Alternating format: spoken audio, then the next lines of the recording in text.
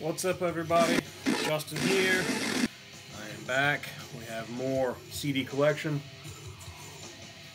Pretty special episode this time. Can I call these episodes? I don't know. That seems silly. Special video this time. I'm going to talk about one band because I have a lot of their CDs and I know a lot about this band. First, we are listening to Morpheus Descends. This is Ritual of Infinity. This is death metal, 1992. They were from either Jersey or Pennsylvania. I don't remember. I think they were from New Jersey. New York, Middletown, New York. But just classic, early 90s death metal. A couple of important guys in this band. But I love this record. When I started to get into more and more underground death metal, Morpheus Descends was one of the bands that I got into, but this was the only thing I ever really knew by them. And I know a box set came out a couple years ago with a bunch of stuff, with all their stuff, and I still never have gotten it. But this is the original pressing cassette tape on JL America. I bought this on Discogs 5 or 6 years ago for like $5 when nobody gave a shit about tapes. But it's good. It's just good, you know, early 90s death metal, Incantation, you know, Immolation, Suffocation, all those bands. Morpheus Descends is right in the middle of them. And they were certainly an influence on this next band, which is Befouled. Some of you may know that's my band. So, I have made it a point over the last couple months doing these to never say my band by name because I don't want to constantly name drop my band. I want these videos to be separate from the fact that I play in this death metal band. And I'm sure a lot of you have heard of. But now, we're here in the alphabet, so let's talk about them. We are starting the Fs. So I've got all my Father Befouled CDs at the beginning of the stack here in F. So let's go through them. So Father Befouled, I started in 2006 with my buddy Jason. Jason operated a web zine called deadtide.com. And I started writing for him. And we would communicate back and forth all the time. We would talk on IM and talk about metal. And this was back when, this is kind of the tail end of labels and bands still sending out physical CDs for review. So he would mail me CDs and I'd review them. And we just became really, really good friends. And somewhere in there, and that started in 2003 or so. So in 2006, I had started writing some riffs. And I had done a black metal project for many years. And I was starting to lean more towards wanting to do something death metal. I started writing some stuff. And it had this kind of dark vibe. And I said, well, I'm going to start this project. And I came up with a name. And I hit up Jason, who was by practice, he was a bass player. He's a great guitar player and plays guitar in an awesome band now. But he played bass. So I said, hey, I'm going to write this stuff. How about you play bass for me? He said, okay, cool. He also was really, really good at programming drums. So I just wanted to do this project just kind of as a hobby to fuck around. And 12 years later, here it's this fucking band that I play shows with. Anyway, so I would write songs, email him guitar tracks. He would program out all the drums to it, which I know now how fucking tedious that is. And he was a fucking trooper about it. And he figured out all the songs by ear on bass. I never had to send tabs or anything, which is fucking incredible. Anyway, so we started putting together songs. And we had enough for a demo after several months, and this is what became of those songs. This was the Profano Ad Regnum EP. So this originally was going to come out on a Spanish label that contacted me through via MySpace. And we started, it didn't have a name or anything yet, I just knew they were going to release our first material. Well, that fell apart. Their little label fell apart before it ever happened. And so Enucleation Records from New Jersey hit me up, and he put it out. He put this out on CD and LP. To this day, this release has only been pressed that one time. So maybe one day we will repress them if there's ever a need. The CDs are long gone. I don't know how easy it is to find these, but I still have a handful of the LP copies. So this material, there's 5 original songs on it. This is the earliest material we wrote. And then while this was basically at press, we got contacted if we wanted to play a show. So we agreed, and we were going to go play a show in Texas. And I'm not going to get into the full backstory of Father Befouled right now. I'm just going to talk about these albums, but that might be another video one day, tell the entire backstory of the band. But we started rehearsing. We tried our damnedest to find a drummer. Me and Jason, and then I recruited a guy from my town, because Jason lived in Illinois and I lived in South Georgia.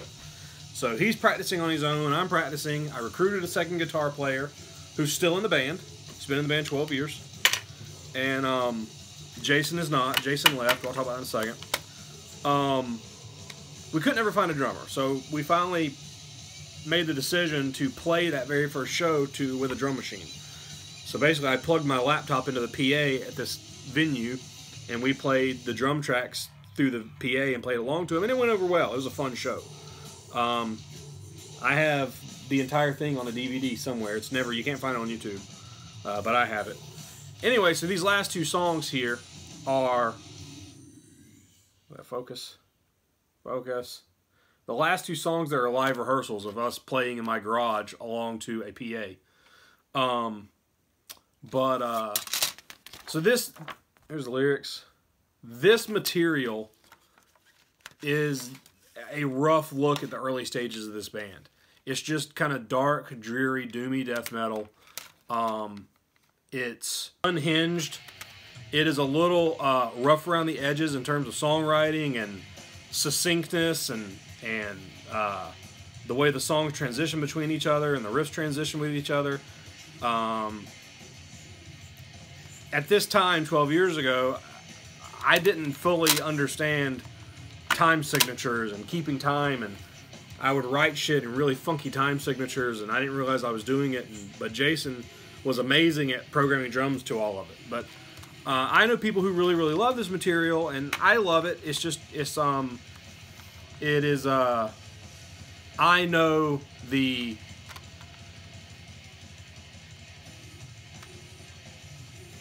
shortfalls of it, the shortcomings of this material. So, but it's a look at the infancy of my band. Now, there is when we went to play that show, these weren't going to be ready yet.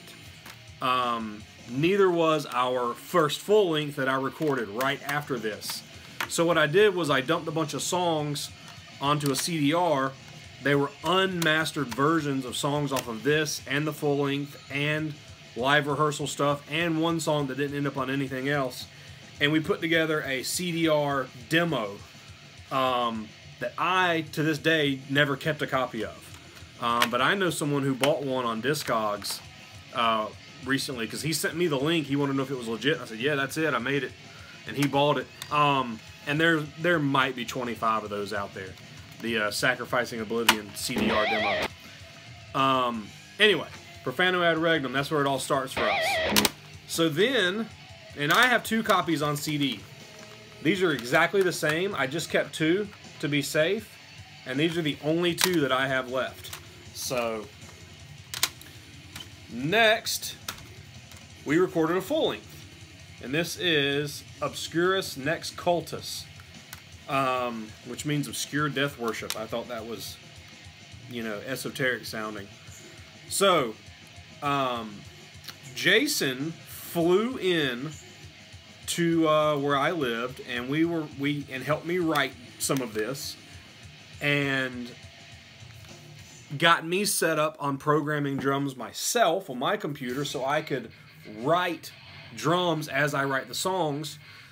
But then after he went home, he had some life stuff get in the way, and he said, I'm not going to be able to play on that record. I'm not going to be able to help you out. And I thought he had quit the band. So I recorded Obscurus Nex Cultus by myself. Derek, who is our second guitar player,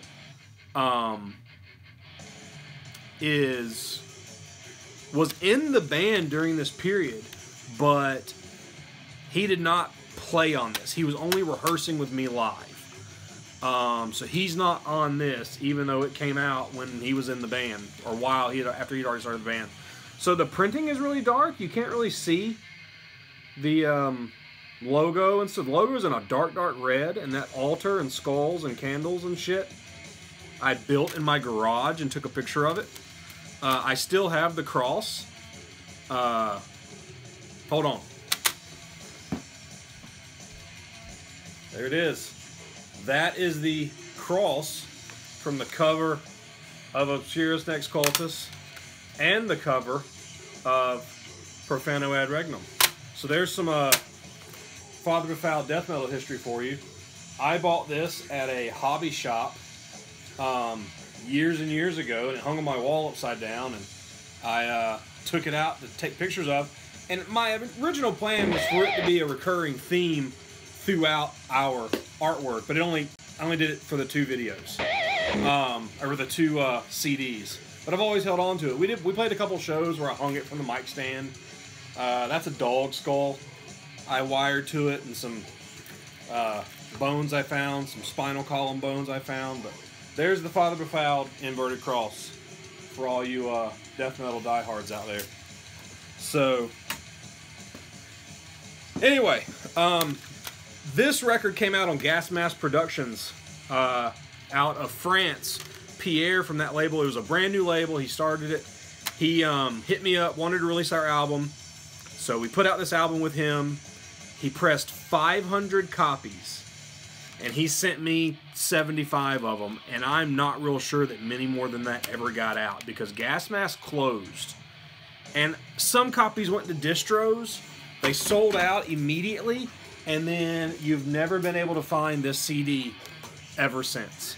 So I have a feeling that there's probably a couple hundred of these, like, in a box somewhere in that dude's fucking garage or something. I don't know. But labels, if a label wants to repress this album, hit me up. It's also never been released on vinyl to this day.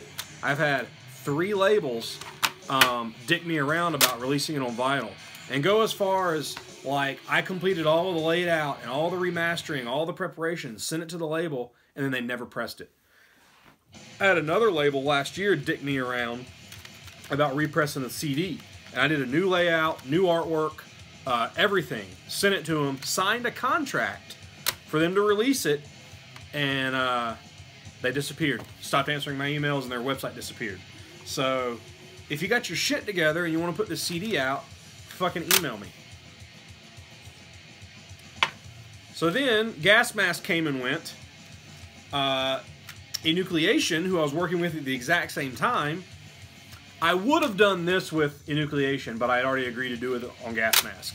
I wish I had done it with Enucleation. We did a split with Helcaraxa from New Jersey. We played a show in New Jersey in 2008, and I met the singer of Helcaraxa, and we stayed in contact, and we decided to do a split together.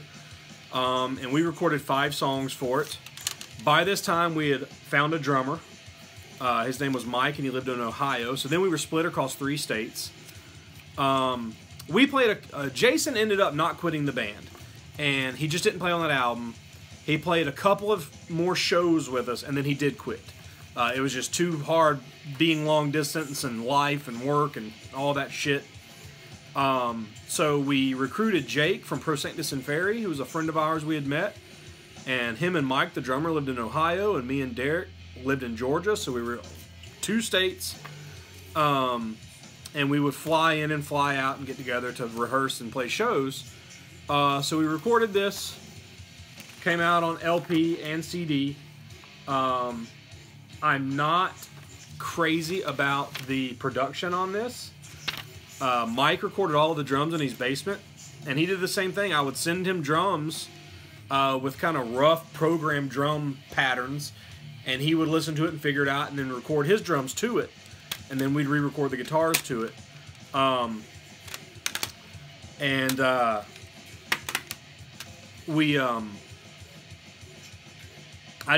My recording processes for that on the guitar side too, just it wasn't that great.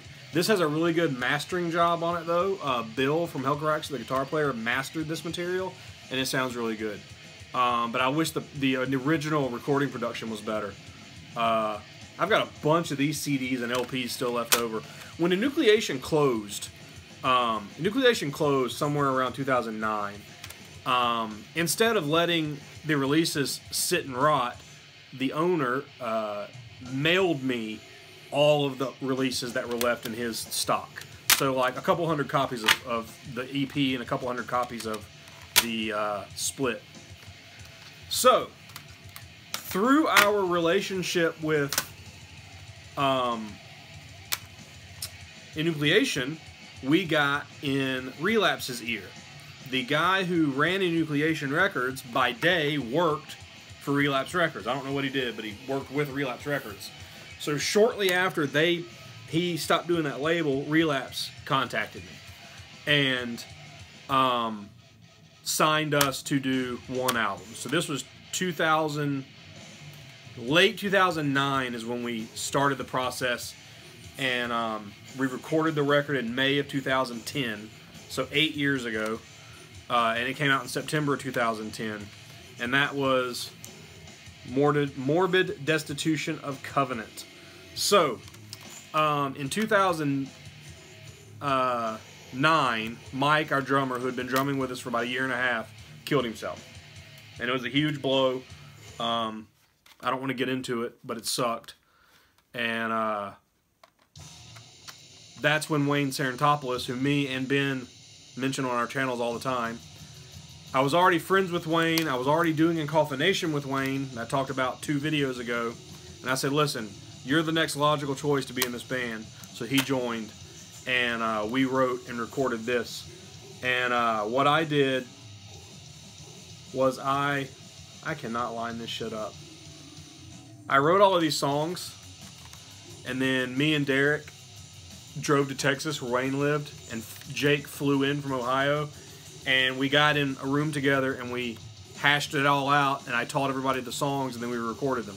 We spent a week finessing this record and recording it, and sent it off to Relapse. And I'm really, really, really proud of this material.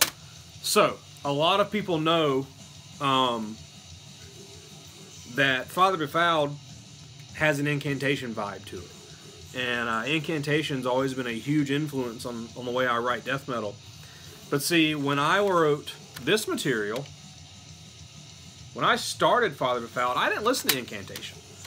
I knew them, and I liked them to an extent. I had seen them before, but I was always kind of a fringe listener. I was a fringe fan, I'm a bystander fan of incantation. When I first heard them in the late 90s, they didn't click with me. And then when I saw them in 2000, they didn't click with me. And then when I started writing the material and sending it to Jason, Jason was like, this shit reminds me of incantation. So I went back and I started listening to him, and I said, this is exactly what I want to do. It all makes sense now. And so then incantation started to really, really influence my writing.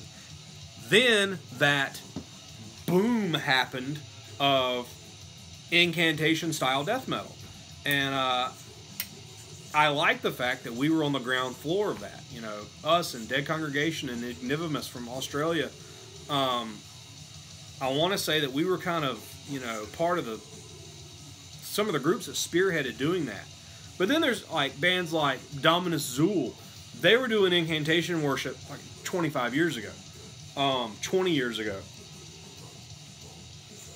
They were doing incantation worship before, you know, when incantation was still, they had 2 albums out. But if you don't know Dominus Zool, man, God, they're fucking awesome. But so this Morbid Destitution is really, really, really influenced by incantation. I will not deny that. But this came out on Relapse in September of 2010. And it did well. It did really, really well. It was popular. We made the Decibel Magazine Top 40 Albums of the Year list that year.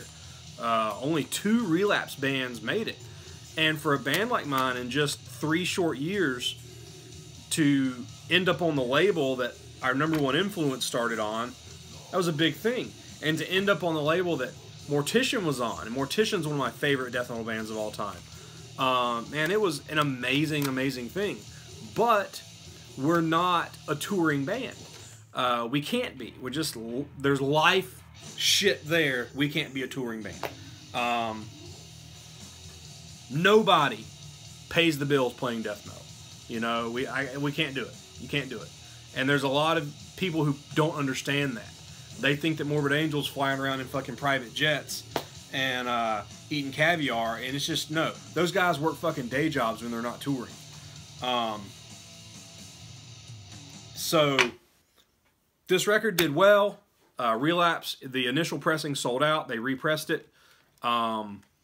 And I started talking to them later in 2011 after it had been out for a little while, doing some more material, and it didn't pan out, and we got dropped from the label. And that's a long, long story that I'm not going to get into. But along the way, and I have 2 copies of Morbid Destitution, and that's the only 2 copies I have. So, no, can't have one. Buy one from Relapse. I don't get anything from that. Also, yeah, I get no royalties on this. So let me tell you how the music business works. Our royalty on this was copies. So every time they press this, we get 15% of the press. So if they press 500 copies, I get 75 copies. If I want more than that, they're $6 a piece. So, but I still own the rights to any other format. So I own the rights to the LP version, and I own the rights to the cassette version, which I had pressed on other labels. Both of which I'd love to repress. Hit me up. So we got a 30% commission on t-shirt sales, and then we got a 50% commission on iTunes sales or Bandcamp. But when we left the label, they turned the Bandcamp page over to me. And I don't know if this material is on the Relapse Bandcamp or not. I don't care. I've made exactly that many dollars in digital downloads. So, as the deal with Relapse was falling apart, Dark Descent hit me up. I was friends with Matt from Dark Descent. We used to do a lot of trading together when he was a very, very young label. And we signed with him, and we put out Revulsion of Seraphic Grace in 2012. And I kept that many copies of it because I only have 2 copies of Morbid. I only have 1 copy of Obscurus. I only have 2 copies of Profano. I said, I'm going to keep a handful of these for myself. Because I don't want to get down the road and give one to a friend and give one to a friend and then not have any for myself. And then for the first time, this full length came out on vinyl at the same time on the same label. And I love this material too. And when I wrote this album, I think it was the best thing we had ever written. And you may notice that the artwork is very similar to Morbid. So this artwork existed already, and I bought it from the artist. I didn't buy it from him, actually. He was from somewhere in South America, and he posted it on his MySpace page, and I asked him about it. And he said that we could use it, and I asked him what he wanted. and he told me he didn't want any of my dirty American money. Those are his exact words in his email. I don't want any of your dirty American money. You can use it. So then this was drawn by Richard Friend. Richard is a comic book artist who's drawn like DC Comics and Batman and huge shit. Go look him up. We were working on another project with another band, and I said, hey, do you want to draw the artwork for my band? And so we started communicating, and he drew this. I mean, pen and ink. And he basically took all my ideas, and it's like, it's a nightmare. It's like a nightmare put onto paper. This kind of like liturgical, you know, desecrated, Christ-inverted nightmare. And one day I'm going to try to buy the original off of him, if he'll sell it to me. But I'm really proud of this record as well. So we play songs off of all of these live. We play a couple songs off of this live in every set. We play about half this record in every set. We play 4 songs off of this every time we play. And then we don't play anything off of this split. And I'd love to go back and kind of relearn some of this material, because I think there's good songs here. They suffer from some weird drumming that I wasn't crazy about. Mike was a really, really off-kilter drummer. And then we play... we don't play anything off of this full length, and probably never will. And then we play Reeking of Piss and Sadness off of this album just about every show. And hopefully next year we're going to play some more shows, and we're going to change some songs out. So then this came out. It didn't go over as big as Morbid did, but I love this album. I love this material. I think that it's a little murky. It's you know, we tune really low. We tune to A sharp or B flats, same thing. And bands like Incantation tunes to C, so we're a step and a half below them. And I think that when I started doing this band, I tuned too low and I didn't realize it. But I didn't ever want to change it. So we tune really low, so it's really murky. This one was recorded really kind of weird. We were trying to get together like we did with the last one, but Wayne had to move a couple of times. So he ended up, I sent him the riffs. He kind of figured it out and recorded all of the drums and sent them back to me. And then I had to re-record the guitars to the drums, but I had to end up changing a lot of stuff where it didn't match. So a lot of it got rewritten as I was recording it. But I think it's an awesome testament to the way this band works. So then, as far as full lengths go, we had a 5-year break. And in that 5 years, we released a couple of split 7 inches, and we released a compilation of 7 inches and rare stuff and live stuff called Enthroning Desolation. And I don't have a copy of it right here. I have dozens of them in my garage, but I don't have one on my shelf. I need to make sure I get one on my shelf. I'll drop a link for it below. I'm going to drop a link to everything from every release. So then I started writing about 3 years ago, Desolate Gods. And I wanted to get away from the blatant incantation sound and develop more Father Befouled's own sound. And it took 5 years for us to make this record happen.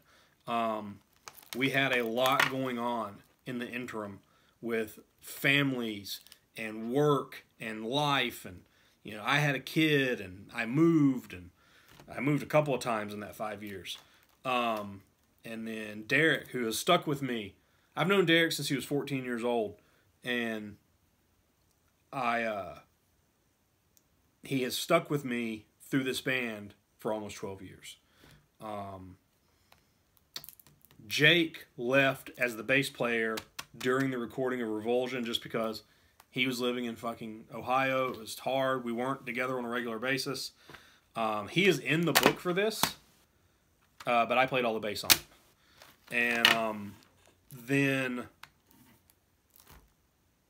we gained our new bass player, Reese, along the way. Reese and Derek grew up together, so we're getting more tight-knit. And now Wayne has been in the band for 9 years. So Wayne flew to Georgia, and I had written the album, and I taught him the songs. We rehearsed for a day. We recorded all of the drums on this in 2 days. And then I spent another couple of weeks recording all the guitars. Reese and Derek came back up. They live in South Georgia and I live in Atlanta. They came up for a weekend, recorded all of the bass. We recorded all of the solos, and then I did all the vocals last. One thing that we've always done is we've always produced these records ourselves. I've always engineered them with my, haphazard home studio stuff, and Dan from Cruciamentum mixed and mastered this and did an amazing job. Damian Herring from Horrendous did the last 2 records before that, and he did an amazing job. But I really tried to vary I tried to write a mature record. There's more Father Befouled on this. There's more of a Morbid Angel influence on this. There's more of an Angel Corpse influence in some of the riffs. There's a little immolation in it. A little monstrosity. There's still some incantation, but I think more than anything, this sounds like Father Befouled. And I love the writing and recording process of this, being together with my best friends making death metal. So that's it. I've rambled on for over half an hour, and I've barely scratched the surface of this band, but I hope that you check us out, and you go to Dark Descent and buy our stuff. But I'm trying to not sell as much shit personally because it's a pain in the ass. And I stopped doing a distro several years ago because it's a pain in the ass. But if you go check our stuff out. I really, really appreciate you listening to me for half an hour. And if you're already a fan, I appreciate it. And if you're watching this because you were a fan of my band, I appreciate it. And if you like death metal, please check us out. And I'll be back later with more. Talk to you guys then.